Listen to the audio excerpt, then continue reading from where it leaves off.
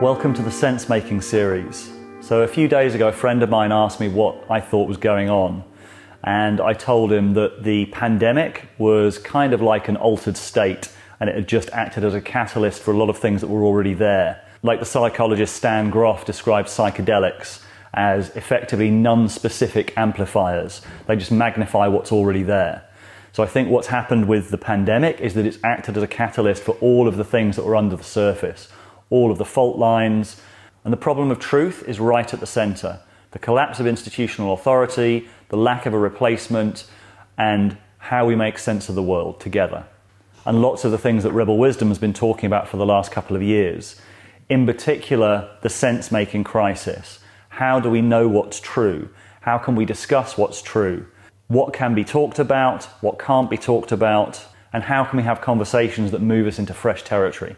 So with sense-making, it's all of these questions of how is information weaponized on all sides? What are the psychological issues? What are the ideological issues? So we're going to unpack all of that over the next few weeks. And I've said before, it feels like we're in some interregnum period between two worlds. The trust in the old system, broadcast media, academia, and all these other ways of finding truth is collapsing under the onslaught mostly of decentralized, networked media, but we don't have a networked solution to the problem of truth.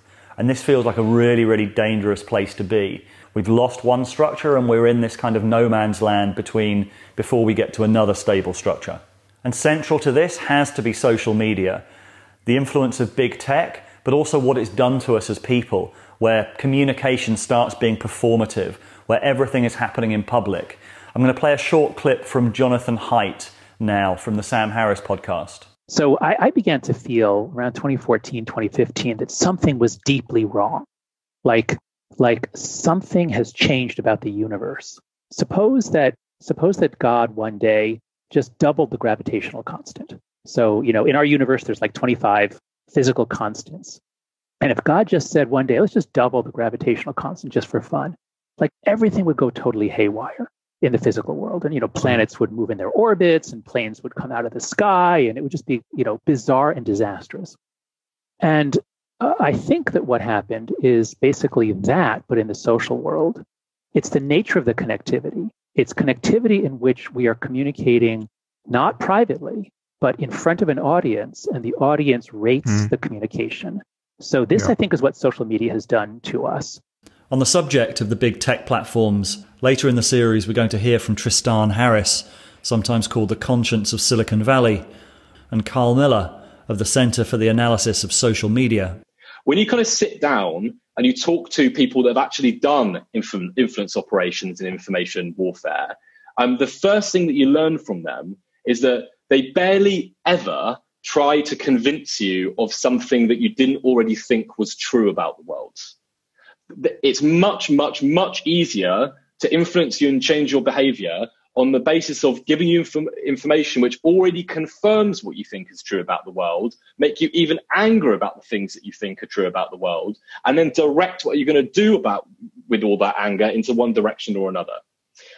And they will tell you there is absolutely no point really lying to people most of the time, because you can build an extremely distorted picture of the world simply through the judicious selection of some facts over another.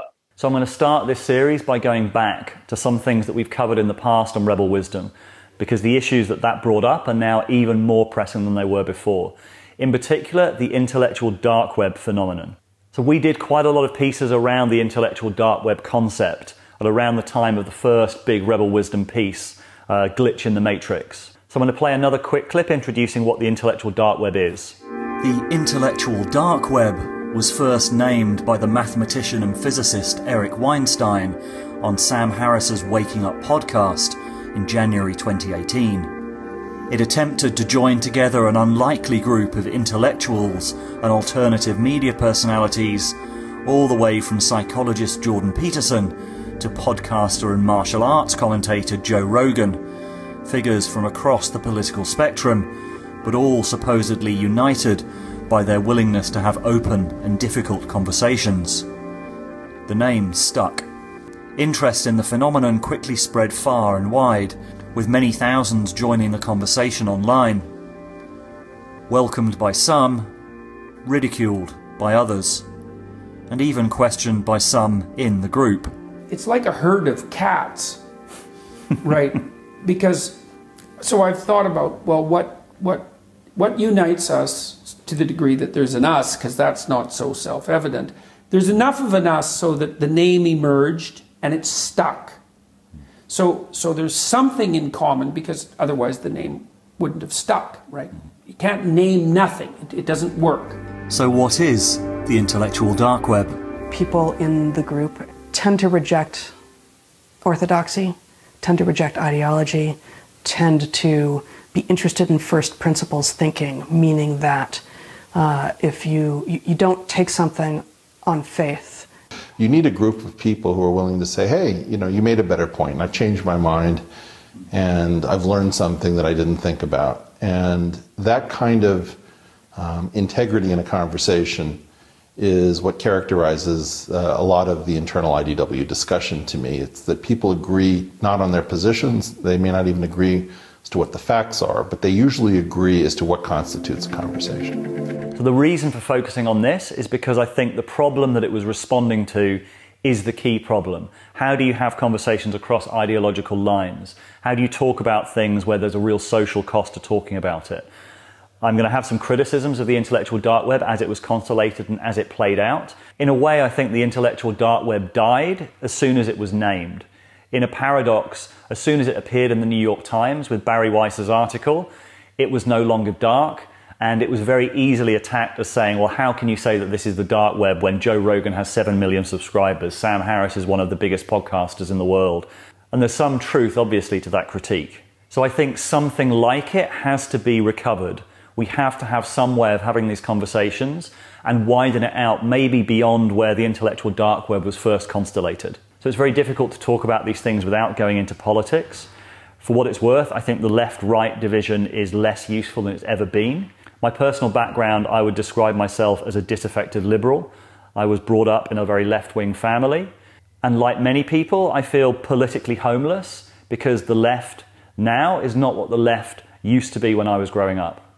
But I also see how that particular observation can also be weaponized as well and be used for political ends. The main criticism of the IDW at the time was that it was right-wing and reactionary, which is clearly not true when you have left-wingers like Sam Harris, Eric and Brett Weinstein within it. But there is some truth that it was constellated around an opposition to the excesses of social justice culture, or that it was anti-identity politics. And I think that was true. It was the constellation around a position that was saying that identity politics has gone too far.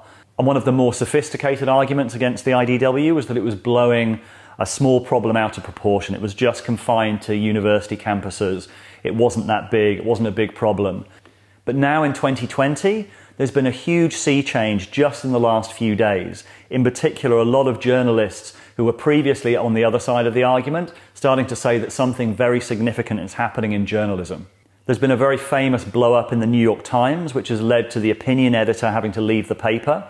And this recent article by Matt Taibbi says that there's been revolts in at least 8 different newsrooms around the US. Now, I've got friends who are still in newsrooms in the UK, and they say the same thing has basically been happening here. It's been summarized, particularly in these tweets by Barry Weiss, who was the person who wrote the original IDW article, as effectively a revolt by new woke journalists against older liberal journalists.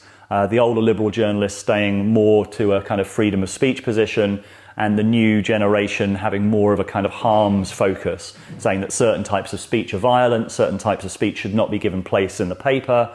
All of these arguments which directly go against the old tradition of open debate and free speech. So much has changed that even Matt Iglesias, one of the original founders of the ultra-woke Vox, posted this tweet saying he would have to apologize for saying that it was confined to just university campuses. As Brett Weinstein, the evolutionary biologist and one of the original members of the IDW, said in one of our films, this is not just consigned to university campuses. So we are all watching something move across the landscape and alter what can be said, where it can be said, what kinds of language have to be used. And many people will tell you, nobody really believes that. And then others will tell you, oh, it's a tiny number of people, so you're blowing the danger out of proportion. But those of us who are paying attention to it are watching institution after institution be lobotomized by these arguments that really don't rise to the level of a good discussion in a college dorm. These are not high-quality arguments. They are not robust in the face of what is understood as a result of decades, or in some cases centuries, of study in different disciplines. So how is it that these wrong arguments carry so much power? That's the question. The answer in general is that game theory provides loopholes where people can have power that is disproportionate to their numbers and disproportionate to the power of the logic underlying what they are saying. So the wielding of stigma in such a way that causes people to be much more likely to voice one perspective than the counter perspective, understanding the biases that exist as a result of a sometimes cynical use of game theory. So I think it's time to review the IDW, to go back through history, look at what they got right, look at what they got wrong, and then think about what might come next. How can we find a way of arriving at truth together? So tomorrow I'm going to post a talk that I gave at a university last year called My Journey with the IDW. I almost called it The IDW is Dead, but changed my mind at the last minute. And then shortly after that, I'm going to post some interviews that I've done quite recently with Eric and Brett Weinstein. And then later in the Sensemaking series, I'm going to talk to experts on information warfare, the nature of the big tech platforms, and other perspectives on the problem of truth. And I'm also going to talk to critics of members of the intellectual dark web as well. So right now I'm going to play some clips from some older Rebel Wisdom films, all on the topic of sense-making, some from people who were in the IDW, some from people who weren't, starting with Eric Weinstein, who coined the term. As I came to understand that we were in some sort of society-wide Ponzi scheme since the late 60s, early 70s, and that there was no way to continue to grow our way out using the previous tools, I started to understand that society was going to be lying about almost everything at almost all times. And that's a very terrifying thought to have.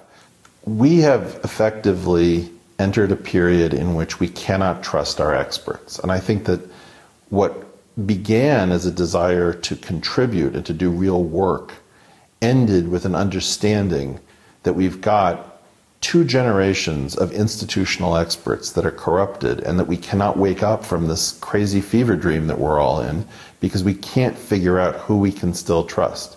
The doctors are compromised, the professors are compromised, the journalists are compromised, the politicians are compromised. About the only thing that isn't badly compromised are people with an independent source of sustenance. Individuals in very small groups are about the only thing that is free of this disease of the embedded growth obligation. And so the paradox is that the individuals have to save the institutions that are trying to extinguish them, because the institutions don't want to hear this message. But in fact, if they don't make use of the tiny number of people functioning as individuals or in small organizations, all of this is going to collapse. I think what we need is we need to realize that the diversity of ideas that have to be explored hinges on not allowing in bad diversity. That is, you don't want a single person at the table who wants to scuttle the conversation.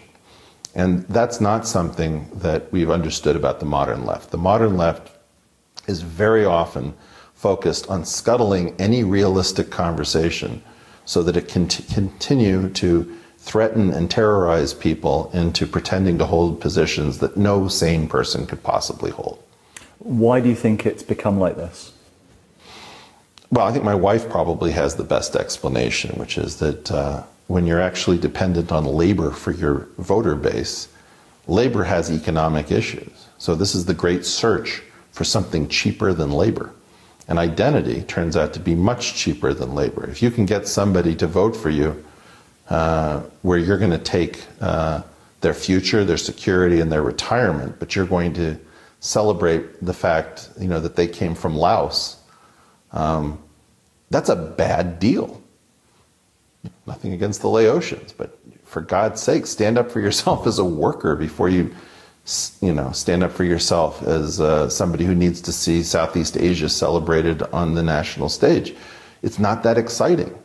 Demand more from your representatives.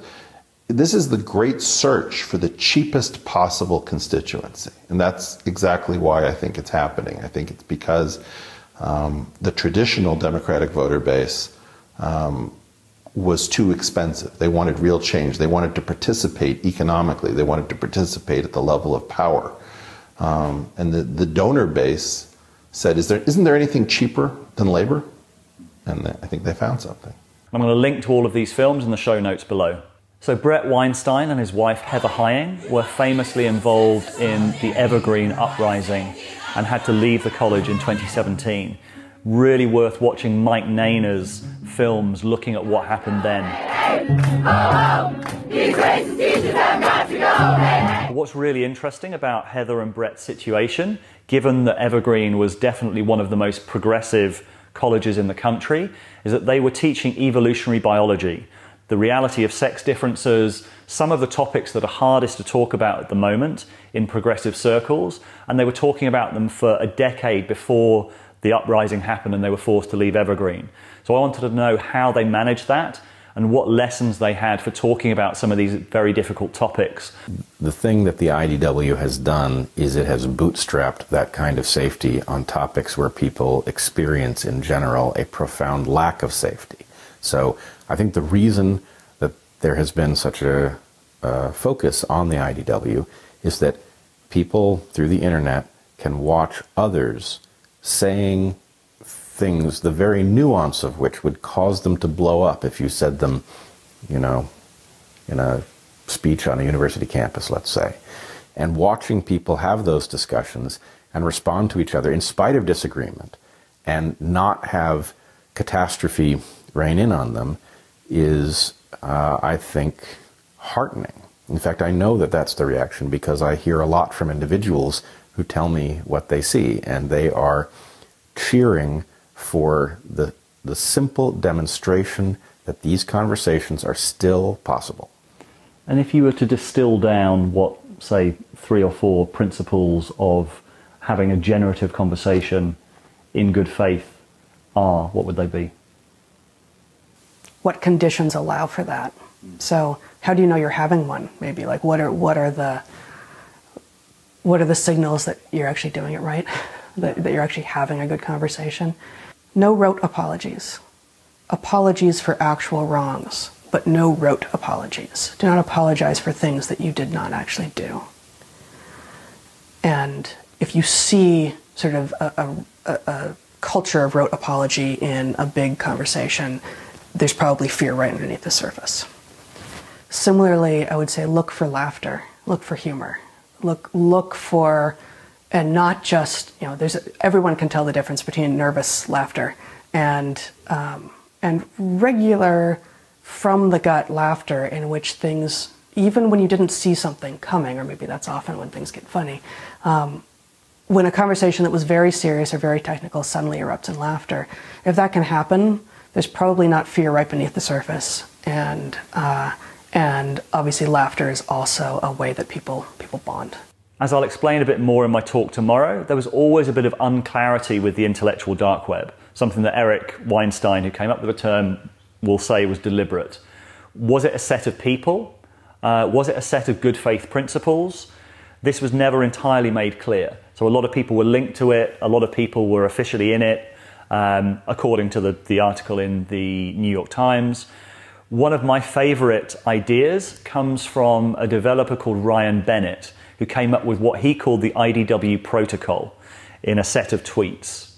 And his point was, we don't understand the internet by looking at the contents of people's hard drives. You fundamentally misunderstood the nature of the internet if you try and do that. The internet is a set of protocols, it's a set of ways of interacting that create something bigger than itself. What if we could come up with a crowdsourced set of principles that would equate to kind of good faith dialogue? If so, this is something that Heather and Bret also talked about, having a covenant in their class to be able to talk about these subjects. And what do you think are the principles for discussing these kind of topics that you could take from your experience at Evergreen and take out into the world? Certainly having some sort of a document in advance that everyone has agreed to is incredibly useful. You also need someone who's willing to and enabled to enforce it. And in the modern authoritarian left landscape, enforcers are always seen as bad. You know, hierarchy is a sign of the patriarchy and all of this. The problem is you will immediately, not having such a covenant, you will immediately trip over the following problem if you attempt it. The covenant is exclusionary. What you are really saying when you set out an agreement about how we will talk and disagree and challenge each other is you are saying that if you don't agree to these rules, you're not welcome here. Now, nobody likes to hear you're not welcome here, and at the moment that sets people off. They have a hair trigger for being told somebody's not welcome there. Who are you to say who's welcome? And the point is, well, no, I'm not telling you you're not welcome. I'm telling you anyone who doesn't agree to this set of good faith principles isn't welcome. And as soon as you do agree, then you are. So you're the one deciding whether you're welcome or not.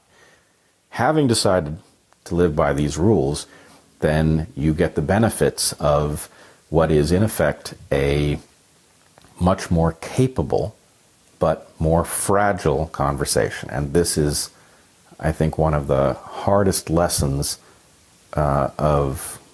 the hardest lessons for me at least of complex systems, is that very often the most capable creatures or mechanisms are also the ones with the narrowest requirements, so that a beautifully architected creature may have very precise limits on what it can tolerate. The beautiful conversation that is capable of traversing some new landscape and doing it deftly, that conversation does not happen when anybody can lob any accusation at any moment with no evidence. It happens when people are protected enough to try out difficult things and then to adjust their position and learn where they've arrived. And before we move on to some of the other sense-making frameworks that I think are really important, one thing I would really say is that from the beginning, the intellectual dark web, for me and for many other people, was missing a developmental lens. And this was a really important piece, developmental psychology, how we grow, how we develop. And even though Jordan Peterson was a big fan of Jean Piaget, who was a developmental psychologist, the intellectual dark web didn't have that component to it. And the most famous exponent of that is probably Ken Wilber in integral theory. And I spoke to him, and he laid out some really, really useful frameworks for understanding what's going on. Ken Wilber is the creator of integral theory, another attempt to pull together much of the world's knowledge and spiritual traditions into a theory of everything. Integral theory gained a big following in the 90s and 2000s and remains influential. After serious health problems over the last decade, Ken Wilber is now returning to the conversation. At the core of integral theory is the idea that cultures and societies go through specific levels of development in the same way as individuals do, becoming more sophisticated as they develop or grow up. It's an idea that's common to developmental theorists, including Peterson's favourite, Jean Piaget. You move from one knowledge structure to the next one, which includes the previous one and is better. And it's better because it covers more territory. That's how you know it's better. It does the same thing the old tool does, plus some additional things. So it's a definition of better. Integral theory represents this development as a spiral. In this film, we'll mostly be talking about amber, tribalism, ethnocentric, authoritarian, which first emerged about 5,000 years ago.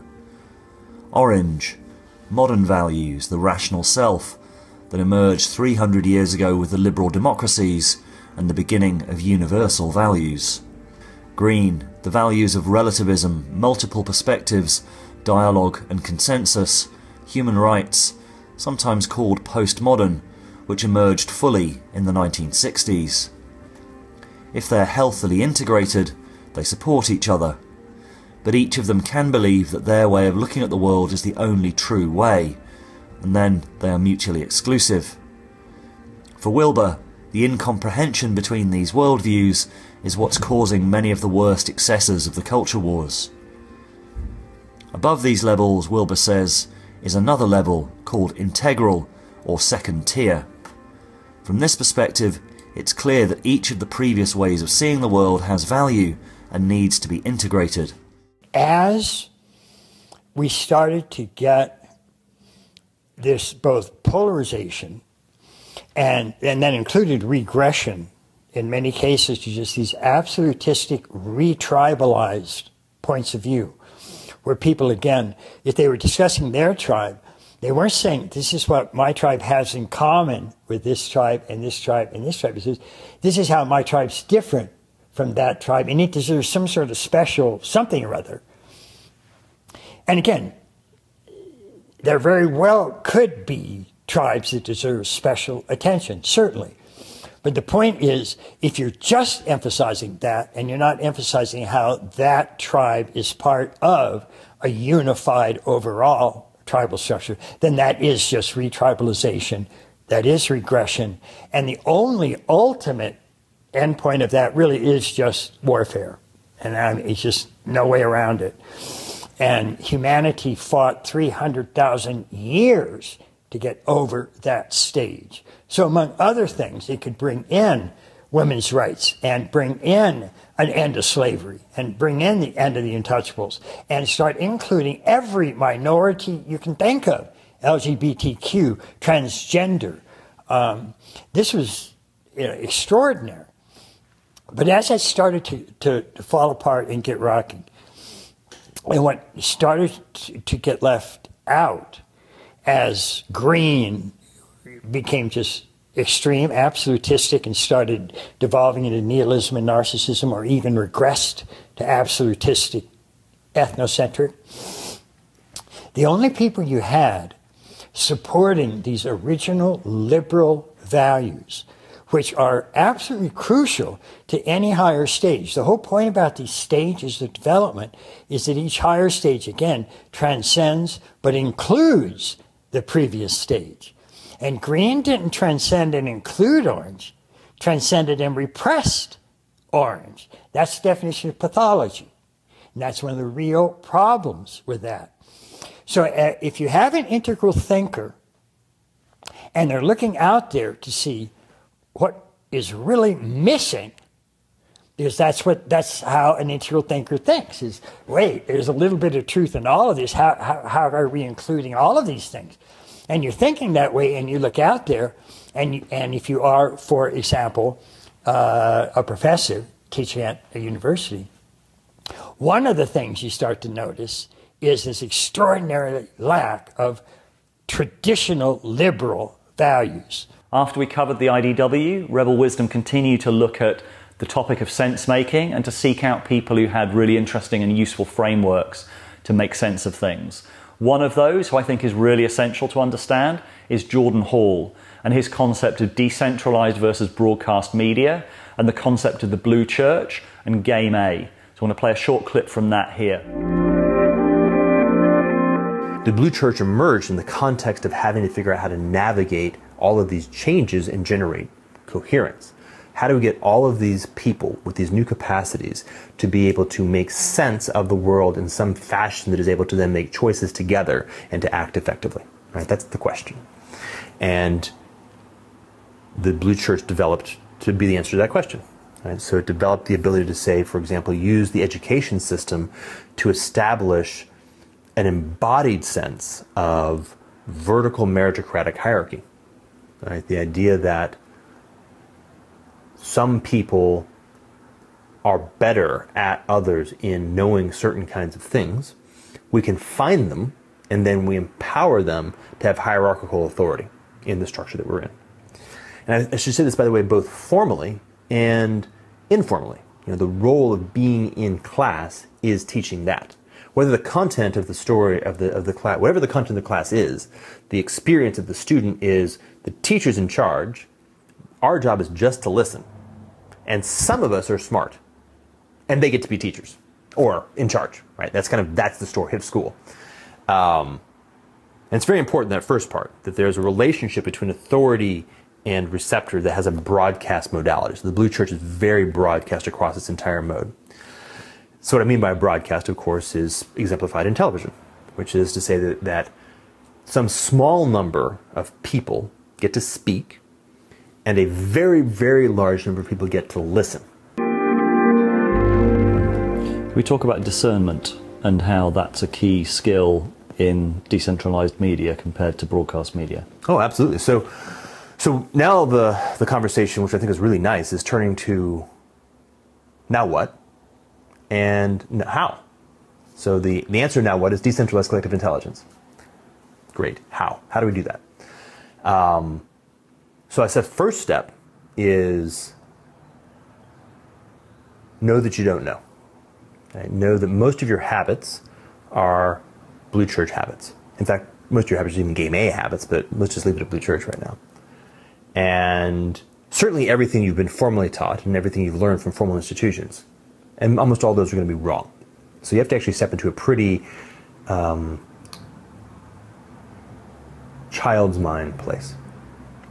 And as a rule of thumb, just go very slowly and don't try to come to action very quickly.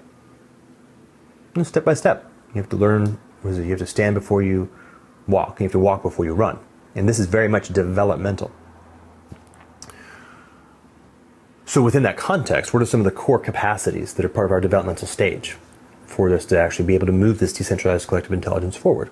There are many others, and I'll come to some of those during this series, but I also want to point to Daniel Schmachtenberger's work, in particular in the War on Sensemaking series that we've put out. How do we make good choices if we don't have good sense-making? Well, obviously we can't.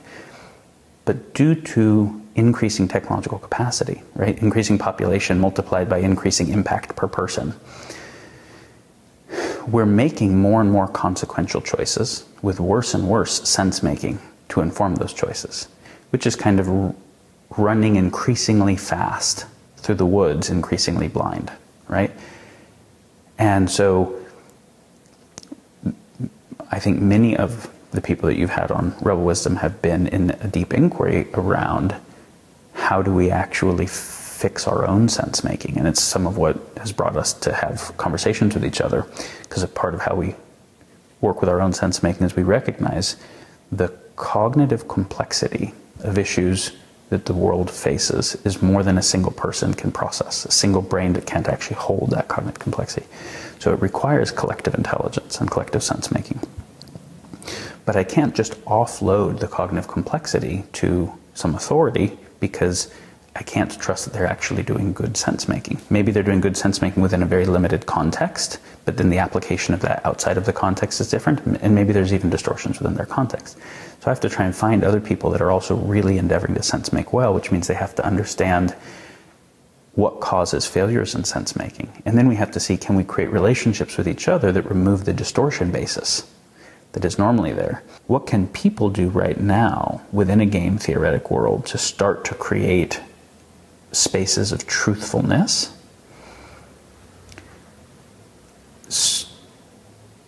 start to create relationships where one of the highest values is truthfulness with other people that are capable of and want and are committed to that, where people are not only not lying to each other, but they are endeavoring to not withhold information, which is tremendous intimacy and tremendous vulnerability. And see if you can create enough psychological safety with some people to be able to start exploring what does it mean to actually share information honestly, so that we can have that and all kind of make sense together. That's one thing. And there's also something where it's like, if you don't throw trash out the window of your car because you don't pollute the environment, be careful about not polluting the information ecology by rationalizing why your own mis or disinformation is okay. And just start to think of it that way. Think of any time you're sharing little lies as polluting the information ecology and being like, oh wow, I don't want to do that. I don't want to be part of the fucked up information ecology. So I hope that was useful as a bit of framing. I'll release my talk on the IDW tomorrow and then continue this series probably over the next 3 or 4 weeks. Rebel Wisdom was set up to make sense of the world at a deeper level than the mainstream media. It was built for these times of crisis and change, which is why we want to do what we can to meet the challenge of the times. More films, and also for our Rebel Wisdom members, weekly sense-making calls with our amazing interviewees. And also, we're introducing the Wisdom Gym, a place to practice some of the skills that we've talked about on the channel. Thanks for watching, and see you soon.